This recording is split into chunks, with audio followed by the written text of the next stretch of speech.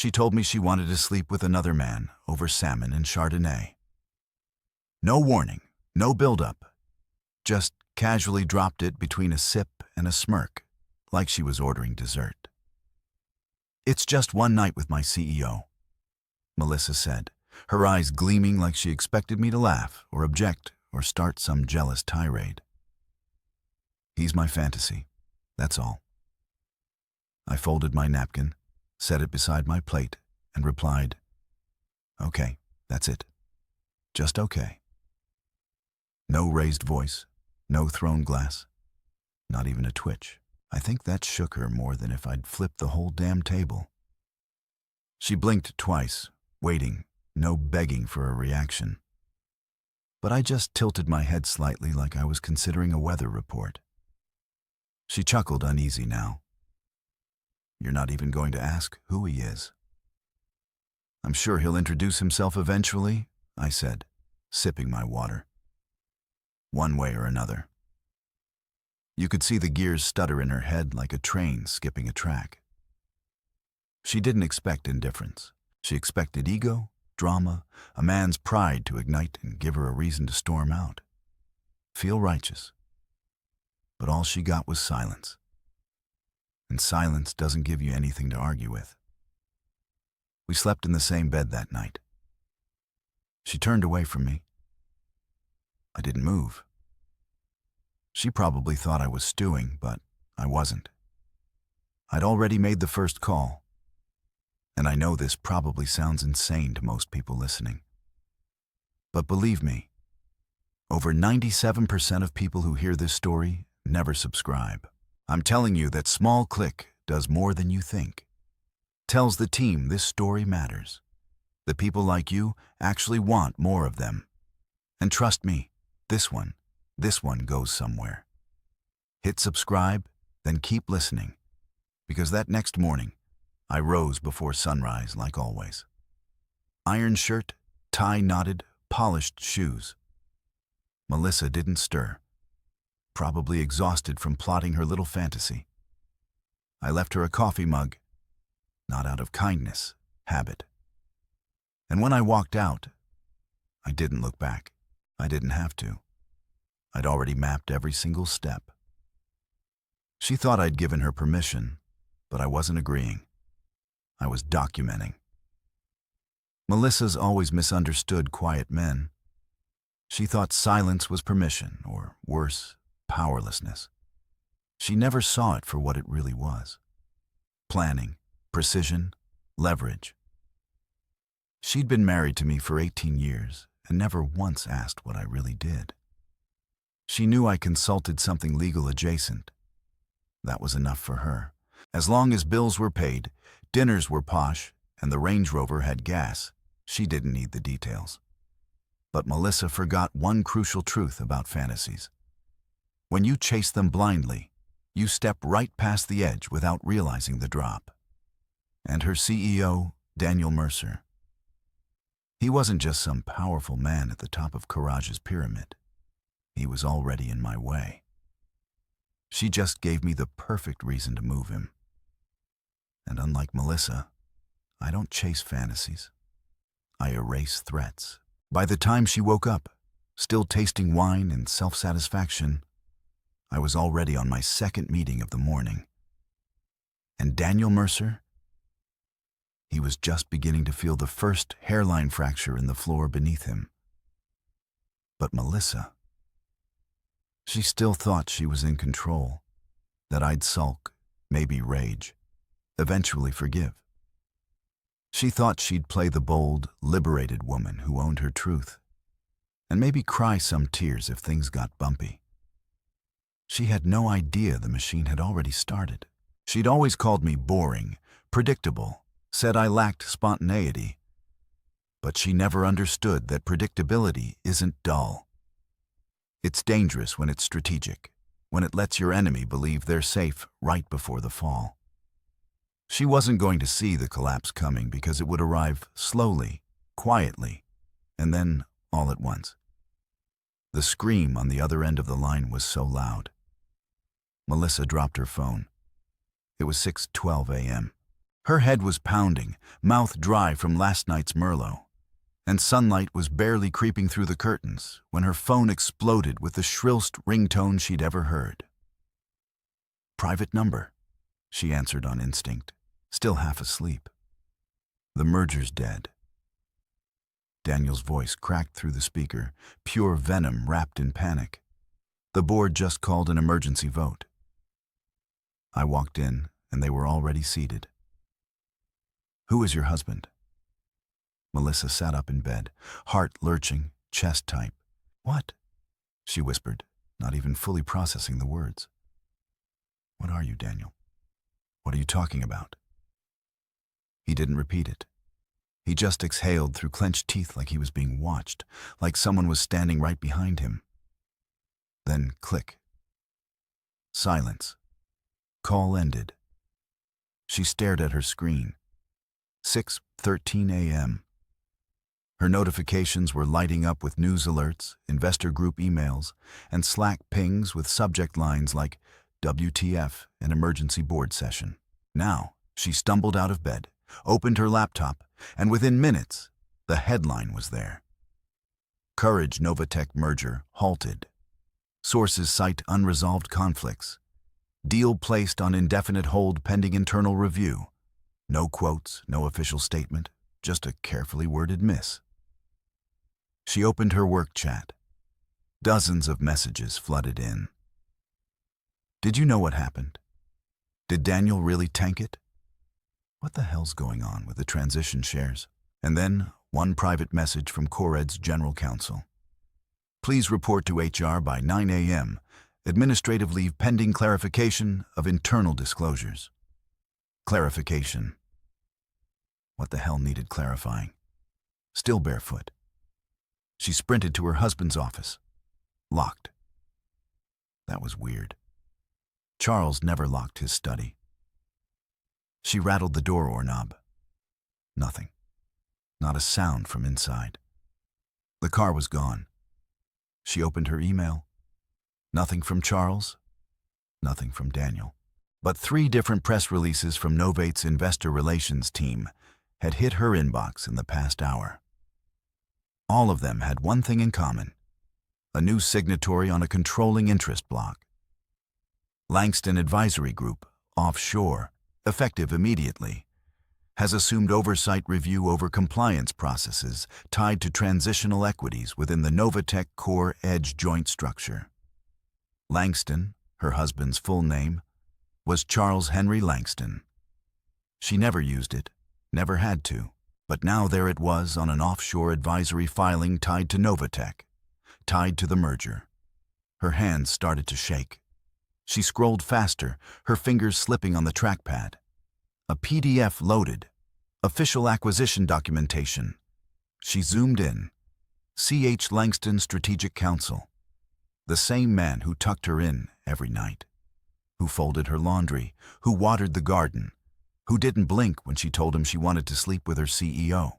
Now, that same man had just put his hand straight into the mouth of the merger and ripped out its tongue. Melissa ran to the kitchen, stomach clenching. She was going to throw up. The kettle was still warm like he'd just been here, like he'd made his tea, like nothing had changed. She picked up her phone again and called Daniel. Voicemail. Tried again. Straight to missed call the 3rd time. Then she got a text from an unknown number. Your silence was your signature, Setchel.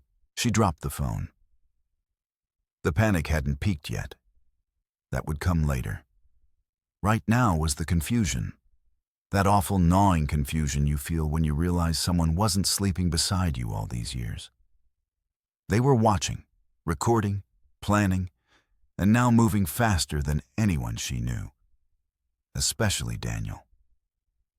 Because for the first time in 10 years at CoreEdge, Melissa saw something she'd never seen in her CEO's eyes before.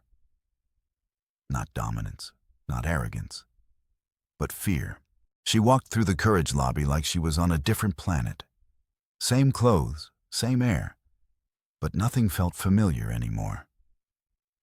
The receptionist gave her a strange, pinched smile. Security didn't greet her. They watched her. 2 years ago, she strutted through this building like she owned it. Every click of her heels a declaration. Now, her steps felt too loud. Echoes of uncertainty. Every hallway was suddenly longer, colder, whisper-filled. Co-workers who once lit up when she entered now avoided eye contact, whispered behind glass, nudged each other after she passed. She knew that look.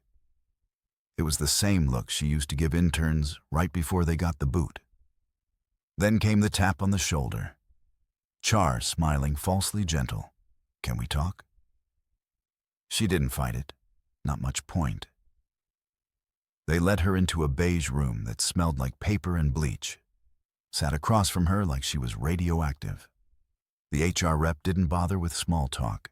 "Melissa, you're being placed on administrative leave, pending internal review of undisclosed relational conflicts with a member of executive leadership."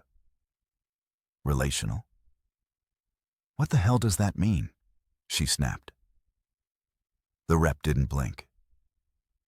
"You're aware that failure to disclose personal relationships that pose a conflict of interest with company leadership, especially during M&A activity, is grounds for disciplinary review up to and including termination." "I didn't do anything," she barked. "It was one dinner, one conversation with the CEO." Silence, the kind that thickens and squeezes. Melissa's jaw clenched. Her eyes darted toward the HR folder. Her name was printed at the top in bold. She reached for it. The rep slid it away politely. "You'll be notified when the investigation concludes. Effective immediately. You are to surrender your badge and company-issued devices." It was happening fast. Too fast. This wasn't a probe. This was execution. Coordinated clean. She walked out of the room numb, ears ringing. Her badge didn't even beep when she passed through the turnstiles. It was already deactivated. She rushed to her car, unlocked her phone, opened LinkedIn. Charles Langston. Nothing. No profile, no activity. As if he'd never existed. "What the hell?" she muttered, switching to Google. Charles H. Langston. One result, just one. An offshore corporate registry database hit. Langston Advisory Holdings Limited. Location, St. Kitts and Nevis, filed 4 months ago. Category Financial Consulting and M&A Risk Compliance. Recent activity 7.4% acquisition of Novatech Class B voting shares. Signing officer C.H. Langston. She stared at it, blinked, reloaded the page, then read it again and again. Her pulse throbbed in her ears. It wasn't just that he had a company or that he'd bought into Novatech. It was that she had never even known his full name. C.H.L. Langston. She married him, slept next to him for 18 years, shared bills, vacations, birthdays. She knew how he took his coffee, how he hated cilantro, the exact way he double-knotted his laces every morning like a ritual. But she'd never thought to ask what the H stood for. Never bothered with what exactly he did for work. Just consulting was enough, because Melissa never asked about things she assumed she owned. And now she was realizing that the man she thought she owned had quietly bought a controlling stake in the world she lived in. Not out of pettiness, not out of revenge, but because she'd given him the perfect cover. The fantasies, the arrogance, the dinner confession. It hadn't embarrassed him. It had unleashed him. She fumbled her phone, tried texting him. "Charlie, what is this? Please call me." No response. She tried again. "I don't understand what's happening. I didn't know." "You didn't say." 3 dots appeared, then vanished. Then a message came through. Exactly. That was it. One word. But she felt it in her bones. He wasn't ghosting her. He wasn't hiding. He was watching her realize it, piece by piece, brick by brick. He was letting the truth bloom inside her brain. Slow, painful, irreversible. Her husband hadn't just destroyed the merger, he'd erased her place inside it. And now her own name felt like the alias. His, that was the real one. The one she never knew. The dinner was supposed to be celebratory. A quiet upscale affair for the inner circle to toast the final step before the merger signing. But the room was dead silent when Melissa stepped in alone. Every chair at the private table inside Del Mar's, the priciest glass-walled restaurant downtown, was filled with tightly wounded executives, all gripping their forks like weapons. Napkins barely touched, half-filled wine glasses abandoned. She scanned the room for Daniel. Nothing. The only empty chair was the one beside hers. Across the table, Novatech's general counsel, a stone-faced woman named Adele Brooks, stared at her without blinking. No smile, no small talk, just pure clinical dissection. Melissa took her seat like she was walking into surgery. 15 minutes passed. Still no Daniel. The waiters hovered, then disappeared. No one ordered, then the side door opened. Daniel Mercer entered. No tie, top button undone, hair slightly damp at the temples. He looked like he'd just walked out of a deposition or into one. No one stood. He mumbled a half apology and took the remaining seat beside Melissa. She noticed immediately. His hands were shaking. She'd never seen that before. Not once in 10 years of working under him. He reached for the wine, missed the glass slightly. That's when Adele reached into her briefcase and pulled out a folder. Quietly, no ceremony, just slid it onto the table like it was the bill for the evening. "Daniel," she said, her voice almost kind, like someone delivering hospice news. "You should have disclosed." He froze, one hand still hovering over the untouched bread plate. Adele opened the folder slowly, page by page, like a prosecuting attorney, savoring every clause. Clause 14. B. Subsection 3. Conflict disclosure failure. You were personally involved with a direct report spouse during a pending merger involving equity transitions and shared IP access. Melissa's mouth went dry. Daniel didn't respond. Didn't move. Adele continued. You never disclosed your relationship with Melissa Langston to the board. Despite repeated compliance updates, despite onboarding instructions, despite our direct email queries last quarter, this wasn't a relationship, Daniel said through his teeth. It was. You're exposed, she cut him off. Personally, legally, financially, she tapped a line in the document. Voidance of executive indemnity. This applies retroactively. You will carry personal liability for any damages Novate sustains if this merger collapses due to undisclosed internal conflicts. Another page flipped. Melissa leaned in trying to speak. But Adele wasn't looking at her. She was looking at Daniel. And Daniel, he was pale now. He'd stopped shaking. Now he was just still. Too still. This is insane, he finally muttered. We were days away from final approval. We had mutual agreement on IP carve-outs. The press embargo was already lifted. Adele didn't smile. And now your lack of disclosure might cost our shareholders 8 figures, which incidentally they can sue you for personally, not courage. Melissa's breath caught. She looked around the table. Not one person met her eyes. Even the CFO who once flirted with her during team retreats was staring at his hands. You're scapegoating me, Daniel snapped, trying to summon his usual fury. This is politics. It's paperwork, Adele replied. Then she reached for the last page and set it down in front of him. It was signed, already dated. Termination proposal, emergency board session. Prepared in advance. Daniel's signature line was blank. Melissa leaned over, whispering. They're not just coming for you, Daniel. He turned, eyes bloodshot. "What the hell did your husband do?" She didn't answer. Not because she was protecting Charles, but because she honestly didn't know.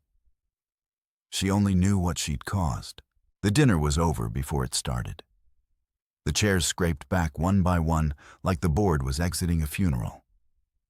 The CFO walked out first, then the Novate COO, then Adele, who simply closed her folder and didn't say goodbye. Daniel sat there blinking, sweat forming at his collar. Melissa reached for his hand. He pulled away. "You were the fantasy," he whispered.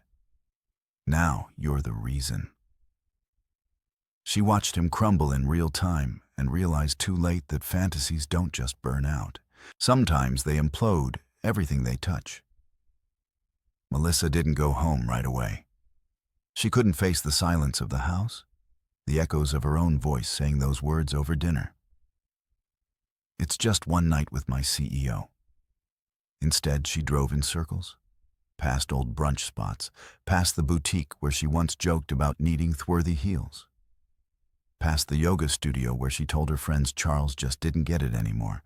Eventually, instinct took her to the only place left that still had her name on the door, her office. She wasn't supposed to be there.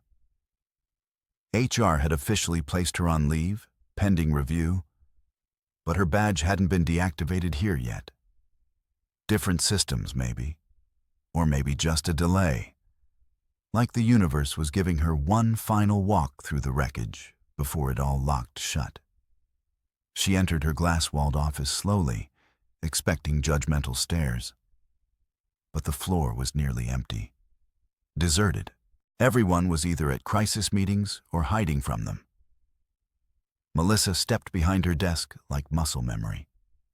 The scent of expensive toner and artificial orchids still lingered.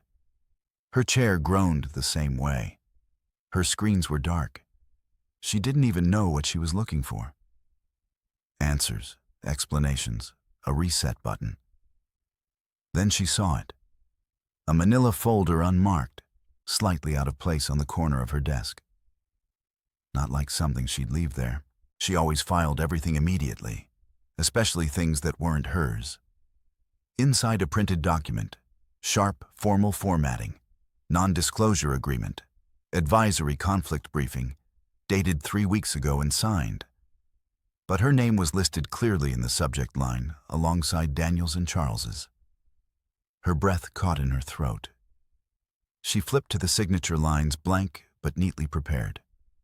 The clause in bold at the top, disclosure of personal relationships affecting executive decision-making, must be reported prior to strategic negotiations or face automatic review under compliance escalation protocols.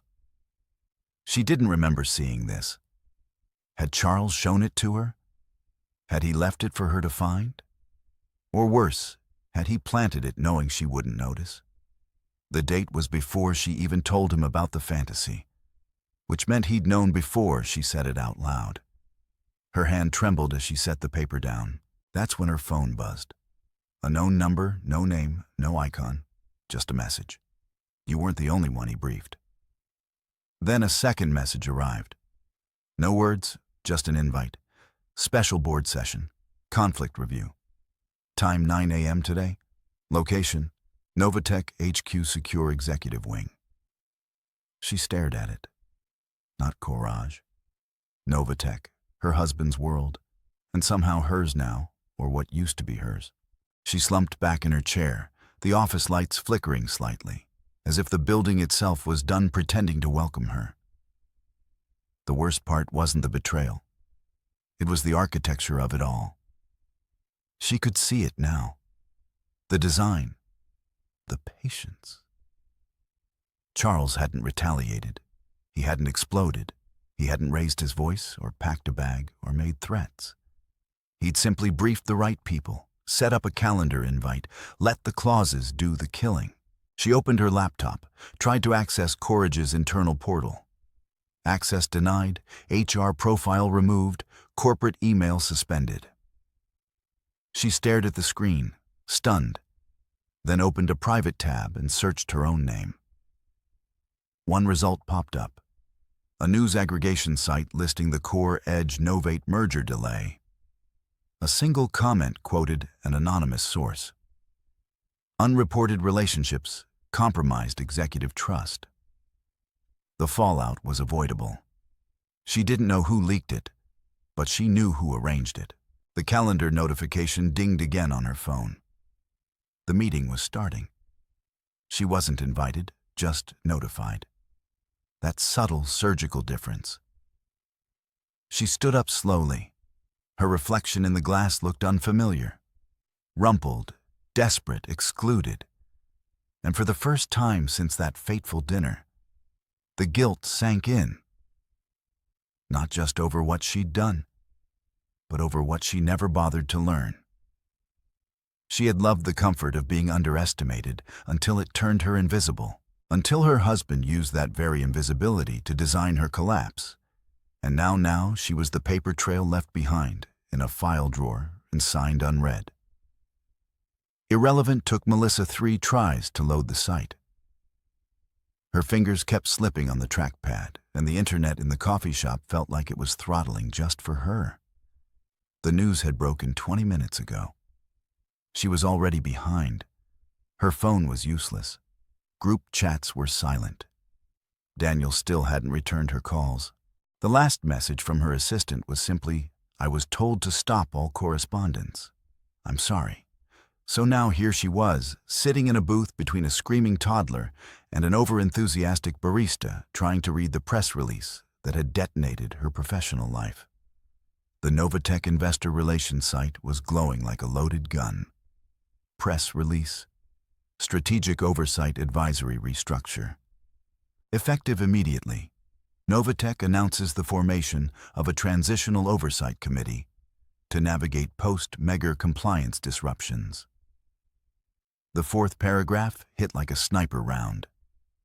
Charles H. Langston, an independent strategic counsel with expertise in risk governance, has been appointed to advise the transitional team and assist in evaluating conflict of interest breakdowns that led to the collapse of the Core Edge deal. She froze, stared, reread it 5 times. No, it wasn't a typo. He wasn't listed as a consultant or a temporary reviewer or an external observer. He was advising the transitional team, the same team responsible for overseeing what remained of the deal she had helped build from scratch. The same team now responsible for unbuilding it. Then came the quote, short, brutal. Integrity matters. So does silence. Charles H. Langston. No flourish, no elaboration. Just those 6 words clipped and sharpened like razors. Melissa sat back, chest hollowing. Her legs felt numb under the table.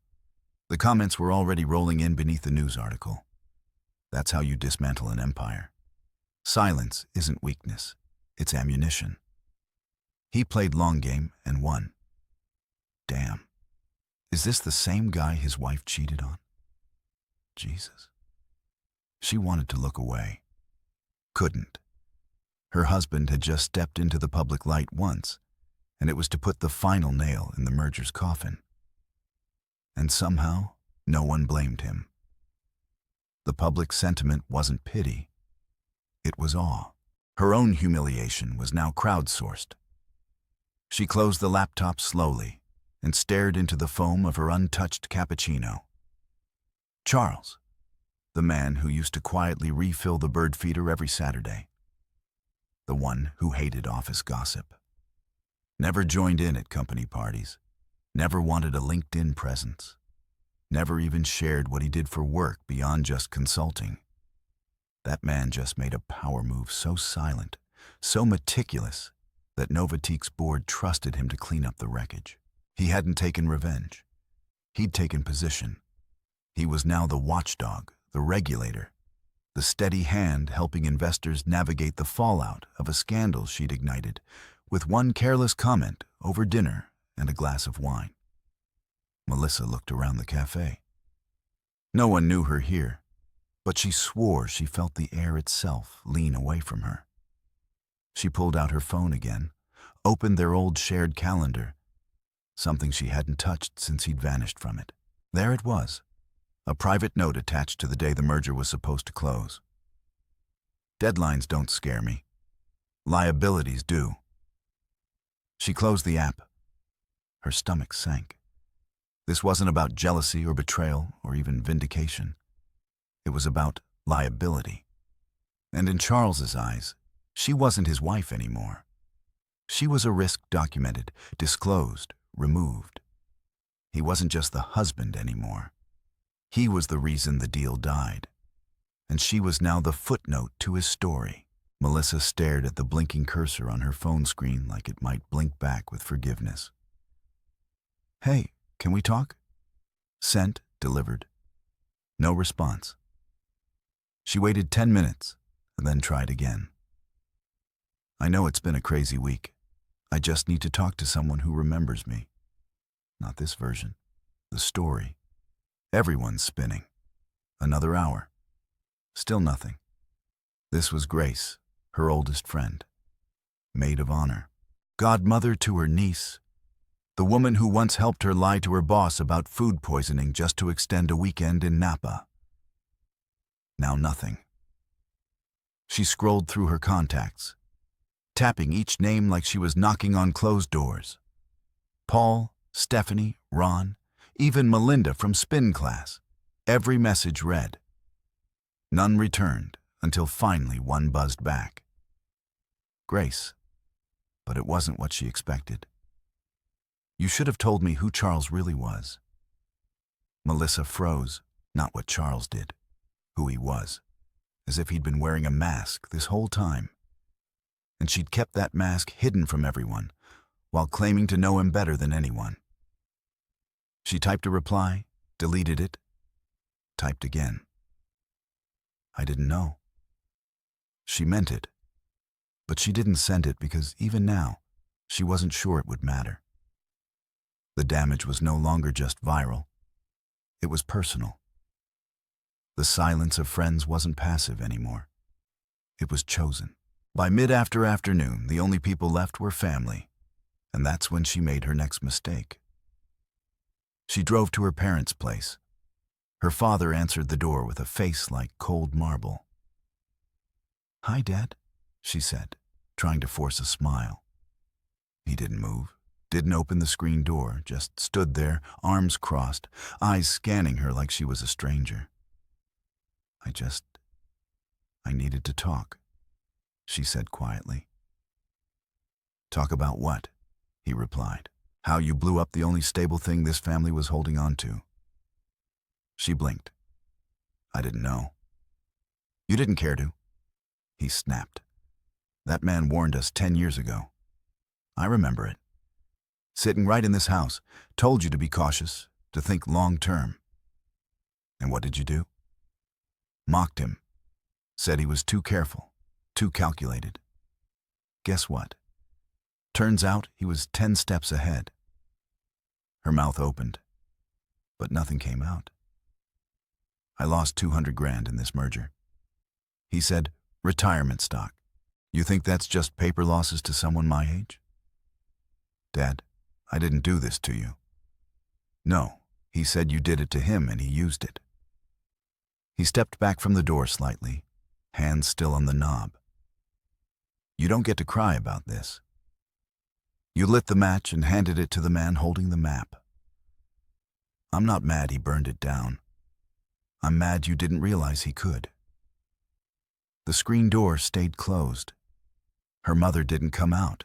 There was no hug, no warm kitchen smell, no refuge. Just the echo of the door closing softly behind her as she stepped off the porch. Melissa sat in her car and stared at the dashboard, blinking back tears that didn't come. She wasn't numb. Not anymore. She was absent, erased from rooms she once owned. Shut out of friendships she thought were unshakable. A pariah in her own family. Not because she cheated, but because she misjudged the one man nobody really understood. Charles had never raised his voice, never tried to make a spectacle, but he didn't have to. His silence had become a gravity well, pulling everything into it until her entire life collapsed inward. And now no one was asking, why did Charles do this? They were all asking, why didn't you see it coming? Melissa looked at herself in the rearview mirror. Mascara smeared, hair in disarray, lipstick cracked. She didn't look like a victim. She looked like someone who just realized the empire she built had been resting on a foundation she never even bothered to read. Melissa parked down the block from the Courage building, half expecting someone to be waiting. HR, maybe security, a process server if things really hit rock bottom. But no one was there. Just the same revolving glass doors spinning with people pretending they didn't know what had happened. She hadn't set foot here in 4 days. Felt like 4 years. Her blazer was wrinkled, her heels pinched. But she walked with purpose anyway, because it was all she had left. That and a single goal: retrieve her personal items. A drawer full of notebooks, a framed photo from a Cancun conference, a scarf she loved too much to leave behind. The lobby was quieter than usual. Early morning, maybe. Or maybe people were just avoiding her. She nodded at the front desk. No response. Swiped her badge. Beep. Red light. She tried again. Red again. Can I help you? The security guard finally asked, polite but cold. I'm here to clear out my office. Name? She hesitated absurdly. Melissa Langston. The guard tapped something into the monitor. His face didn't change. I'm sorry. Your access has been fully revoked. You'll need an escort. 1 moment. She waited. People passed by. Colleagues, interns, junior execs she used to mentor. None of them stopped. Some glanced, most didn't. One even flinched when she made eye contact, like shame was contagious. Security returned. Someone from HR will meet you in the elevator bay. And just like that, she was escorted like a stranger, like a threat, through the very halls she once helped decorate during rebranding. Past the mural she'd commissioned, past the glass-walled office that used to be hers, now empty. No nameplate, no desk, not even her chair. They hadn't reassigned the space. They'd erased it. HR handed her a sealed box with her name scribbled on the side in marker. No ceremony, no final meeting, not even a clipboard to sign. Just, here's what's left of you. She didn't cry. Not then.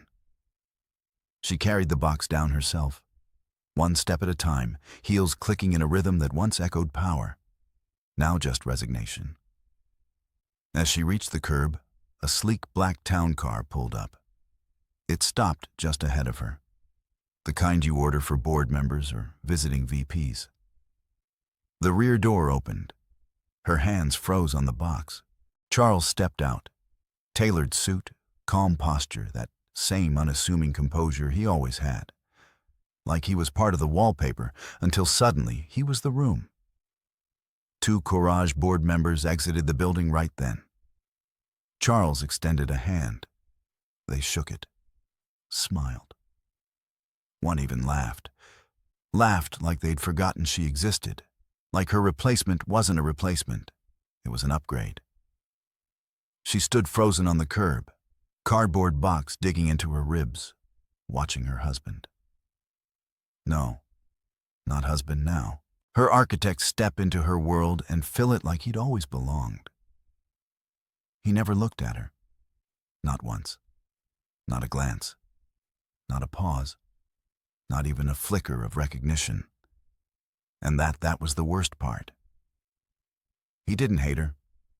He just didn't need to see her because in his mind, she wasn't the threat anymore. She was already processed, logged, archived, decommissioned. Charles walked up the steps into the building, flanked by men who once only knew him as Melissa's quiet husband. Now they greeted him as a peer, an asset, maybe even a savior. She stood there long after he disappeared into the glass. Wind hit her face, not sharp, but hollow, like a whisper from a story that had already ended. She looked down at the box in her arms. One side had begun to cave in from the weight, just like her. The recording came from an anonymous inbox. No name, no subject, just a single audio file. Investor Roundtable Unairs, closed Unairs 5 a.m., MP3. Melissa stared at it, thumb hovering. Her hands were trembling, but not from fear. Something worse. Anticipation mixed with dread. The kind that coils deep in your stomach when you already know the outcome, but your body hasn't caught up. She sat alone in the guest room at her sister's house. Her old room, the one with faded wallpaper and a sagging mattress, where she'd spent her high school years scribbling in diaries and dreaming about men with yachts and corner offices. The irony was venomous. She hit play. A few seconds of static, then voices. Muted, calm, expensive voices. The cadence of men who make decisions before breakfast that shift markets. Then a voice broke through. "Charles," my wife once said, "it's just one night." Melissa's breath caught. His voice was clear, controlled, not angry, not smug, just deliberate. "That night," he continued, "cost this company $480 million in pre-valuation, not to mention a decade of credibility." Silence. She heard paper shuffle, a pen click, someone clear their throat. Nervous tells in a room full of people who suddenly remember just how fast things fall apart when they bet on the wrong person. Charles continued, "Let's not pretend the valuation was lost due to market volatility. It wasn't. It was lost because of internal negligence, because people got comfortable, lazy, entitled." She could hear him flipping a page. "I didn't speak up for 18 years, not because I couldn't, but because I was waiting, watching, measuring what people do when they think silence means weakness." Someone in the room, probably a compliance officer, tried to cut in. "Mr. Langston, this is off record as discussed," but Charles spoke right over him. "No, this is exactly the record because this isn't about personal betrayal anymore. It's about governance, transparency, and consequence." Melissa swallowed hard, hand gripping the edge of the nightstand. Charles paused. The silence in the call stretched long, heavy, unavoidable. Then he delivered it. The final blow. "I've chosen not to press civil charges. That was my gift." The words landed like a verdict. She sat frozen, barely breathing, as if moving might make it worse. He wasn't suing. Not her, not Daniel, not Cage. He was letting it all burn. That's what made it so brutal. He wasn't seeking restitution. He didn't want an apology. He wasn't begging for justice or trying to clear his name. He was offering mercy. And somehow that hurt more because mercy means, I already won. I don't need more from you. She let the audio play to the end. Just as the call wrapped, someone on the recording muttered, "Jesus Christ." Another voice replied, "We should have known." Melissa hit stop. There it was, laid bare. No press coverage, no media frenzy. Just the private surgical confirmation of her erasure from business, from credibility, from him. He had spoken once cleanly, unemotionally, and then stepped back, not out of pity, but out of power. She looked at her phone again. No new messages, no missed calls, not a single attempt from anyone to get her side of the story. Why would they? The story was already over, written, closed, and she was no longer the narrator. She was the lesson. The house was silent again, not in the peaceful way it used to be when Charles brewed his evening tea and read policy journals in the den, but the kind of silence that made furniture feel heavier, like everything was watching her now, judging, remembering. Melissa sat on the edge of the bed they used to share. The room still too clean from when she'd staged it for mental clarity, back when she thought she could reset everything with sage and skin treatments. Now it just looked like a model home nobody wanted to live in. Her phone lay next to her. Screen dim, notifications non-existent. She had nothing left to check.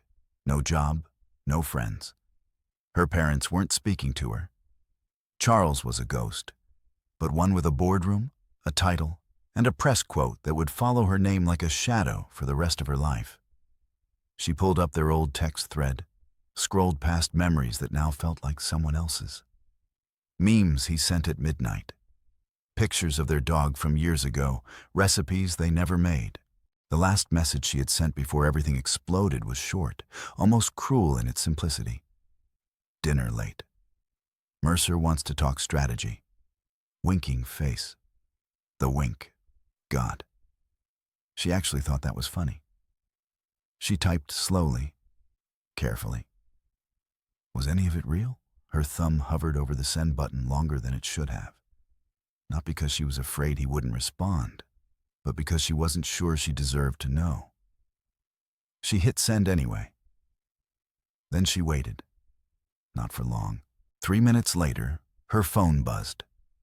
Just once she opened it, heart hammering, hands already cold. It was until you mistook silence for weakness. No signature, no warmth, no anger either, just punctuation. A sentence that didn't scream, didn't beg, didn't try to rewrite the past. It just ended it.